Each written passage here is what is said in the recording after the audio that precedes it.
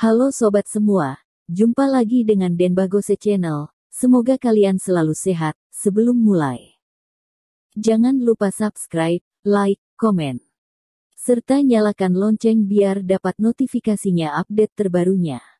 Bab 1895 Sub Pesona. Deng, deng, deng. Pemuda itu ditekan hingga mundur beberapa langkah oleh segel Raja Dinasti Ming yang tak tergoyahkan dari Thomas Qin. Tiba-tiba matanya melebar untuk beberapa saat, api amarah sedang membakar di dalamnya.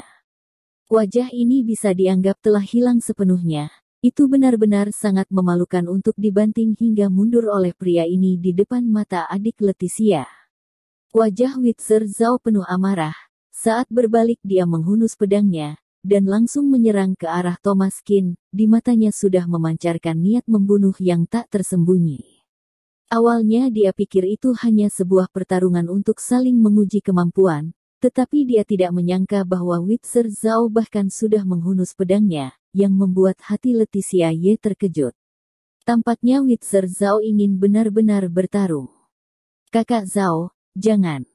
Leticia Ye berteriak rendah, dan langsung bergerak, menghalang di depan Thomas Qin. Ekspresi Witzer Zhao menjadi gelap dan menatap Leticia Ye dengan marah. "Dia tadi telah melecehkanmu, mungkinkah aku melepaskan orang?" Witzer Zhao berteriak marah. "Kamu salah paham, kakak Zhao, kami berdua hanya saling menguji kemampuan, bukan seperti yang kamu bayangkan." Wajah Leticia Ye memerah, menggertakkan gigi dan berkata. Thomas Qin juga tidak menyangka bahwa Leticia Ye ini ternyata pandai membedakan hal akan benar dan salah. Meskipun dia kalah pada dirinya sendiri, namun dia tidak mengandalkan kekuasaan untuk menindasnya. Dia bahkan menghalang di depannya, yang membuat Thomas Qin sedikit terkejut. Saling menguji. Dia jelas melecehkanmu.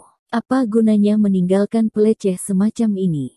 Hanya dengan bunuh dia barulah bisa menghilangkan kebencian di dalam hati.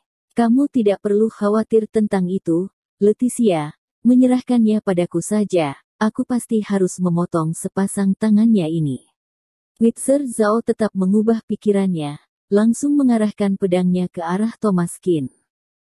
"Kamu benar-benar salah paham, kakak Zhao. Keterampilanku tidak sehebat dia. Jadi aku dikendalikan olehnya. Hal ini tidak seperti yang kamu bayangkan." Leticia Ye tersenyum pahit. "Hukum mati bisa dihilangkan, namun hukuman tidak bisa dihindari. Kalau begitu aku memotong tangannya saja, dan meninggalkan nyawa anjingnya." Witzer Zhao tersenyum dingin. "Kakak Zhao, jika kamu bertindak padanya lagi, aku akan pergi memberi tahu guru." Leticia Ye menginjak-injak tanah dengan marah. "Kamu berbicara tentang guru?" Ekspresi Witzer Zhao agak memudar, tetapi pada saat dia memandang Thomas Qin, wajahnya masih penuh amarah. "Jangan menakuti orang ini datang ke sini untuk mempelajari seni. Mungkin kita semua akan menjadi saudara seperguruan di masa depan. Kakak Zhao, kamu terlalu impulsif, aku benar-benar baik-baik saja, terima kasih." Leticia Ye penuh ekspresi pahit. "Sepertinya kemampuanmu juga biasa-biasa saja. Di atas Kunlun, seharusnya tidak semua orang adalah sampah sepertimu, kan?" Thomas Qin tersenyum dingin. "Kamu." Witzer Zhao mengepalkan tinjunya, menggertakkan gigi dengan berat karena marah. "Apakah kamu benar-benar berpikir kamu pasti bisa memenangkan pertarungan? Jika kamu tidak puas padaku, kita bisa bertarung sebanyak 300 ronde. Lihat siapa yang menyerah lebih dulu, dan orang itu adalah cucu." Thomas Qin dan Witzer Zhao saling berhadapan, penuh niat untuk bertarung. Yang paling dia benci adalah Thomas Qin melecehkan Leticia Ye.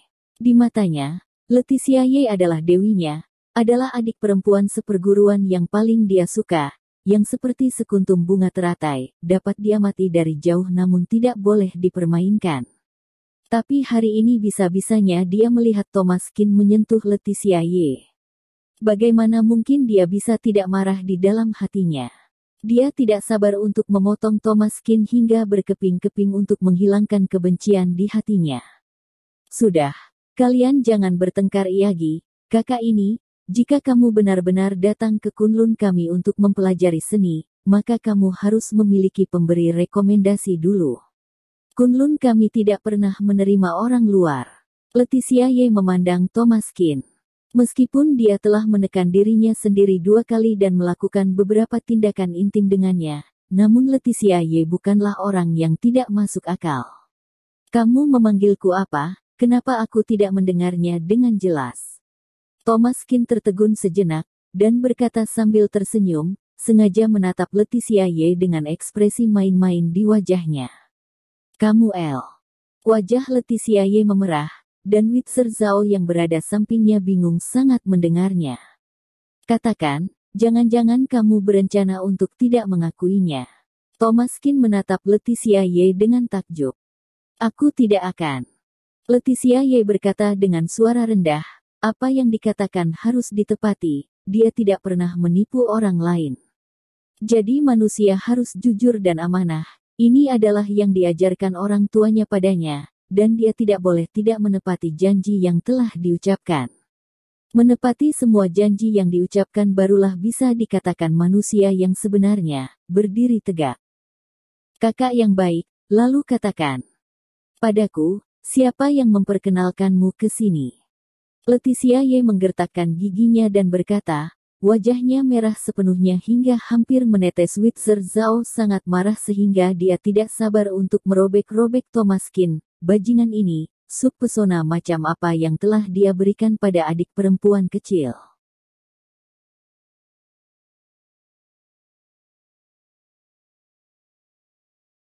Bab 1896 mengirim putra ke Kunlun. Kakak yang baik. Kamu bahkan tidak pernah memanggilku kakak yang baik. Kamu bisa-bisanya memanggil seseorang yang tidak dikenal sebagai kakak yang baik. Hati Witzer Zhao hampir ambruk. Thomas Qin ini adalah seorang peleceh dengan hati cabul. Belum lagi tentang dia ingin datang ke Kunlun untuk mencuri seni, dia bahkan masih ingin mencuri hati adik perempuan kecilnya. Tidak mungkin. Sama sekali tidak. Jika orang ini memasuki Kunlun, akan seberapa buruk itu? Bukankah dirinya akan dibuat marah hingga mati olehnya? Namun, Witzer Zhao juga tahu bahwa Thomas Qin ini pasti tidak sederhana. Dalam pertempuran dengannya barusan, kemampuan dan bakat yang dia tunjukkan berbeda dari orang biasa, dan dia pasti jenius yang sangat sulit ditemui. Meskipun Witzer Zhao tidak menyukai Thomas Qin, namun dia tidak bisa menyangkal kekuatan orang ini. Surat rekomendasi ada di sini. L. Thomas Qin berkata, dan mengeluarkan surat rekomendasi dari ayahnya. Biar kulihat. Witzer Zhao melangkah maju dan ingin mengambil surat rekomendasi dari Thomas Qin. Tujuannya sangat jelas. Dia ingin merobek surat rekomendasi itu dan membiarkannya tidak bisa masuk ke Kunlun, tidak peduli siapa yang memperkenalkannya ke sini. Dengan dia sendirian saja, siapa yang akan percaya padanya? Bagaimana mungkin Thomas Qin memberinya kesempatan seperti ini? Dia mundur selangkah ke belakang, dan Witzer Zhao mengulurkan tangannya untuk meraihnya, tetapi tidak berhasil. Apakah kamu ingin melihat surat rekomendasi aku? Kamu tidak cukup kualifikasi. Thomas Qin tersenyum. Kamu cari mati. Sambil berkata, Witzer Zhao ingin sekali lagi bertindak pada Thomas Qin, pedang di tangannya sudah siap untuk bergerak. TV lundur.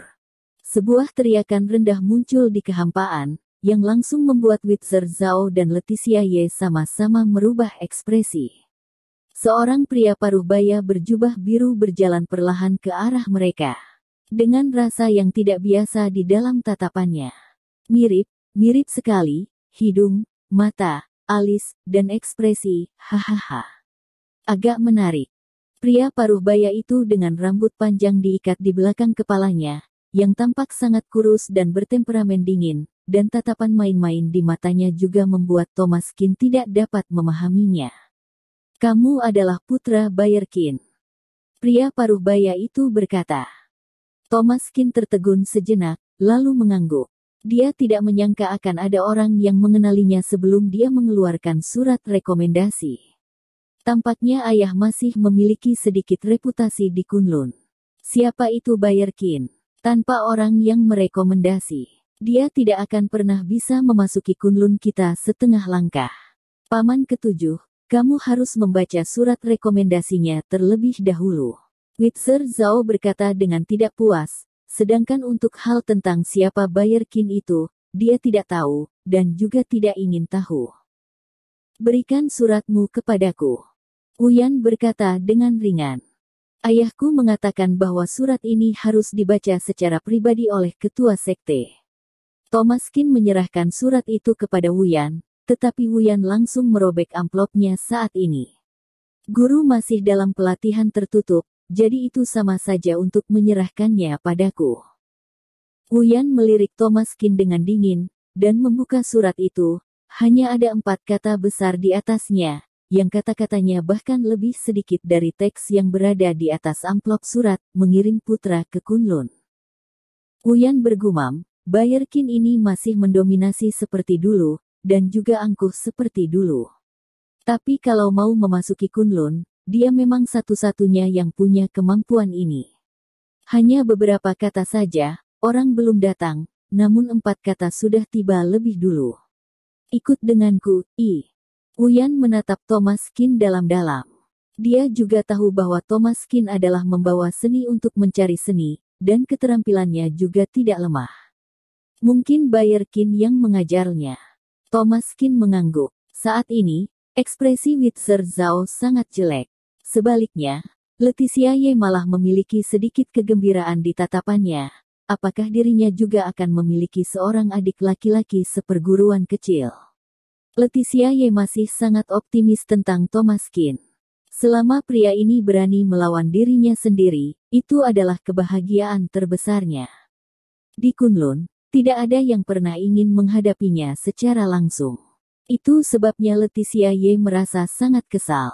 Witzer Zhao menatap erat pada Thomas Qin. Mereka berdua pasti harus melawan satu sama lain, dan pasti tidak boleh ada kesempatan apapun untuk membiarkan orang ini untuk bangkit. Kunlun bukanlah tempat yang bisa kamu datang sesuka hati. Apa yang kamu lakukan dalam keadaan linglung?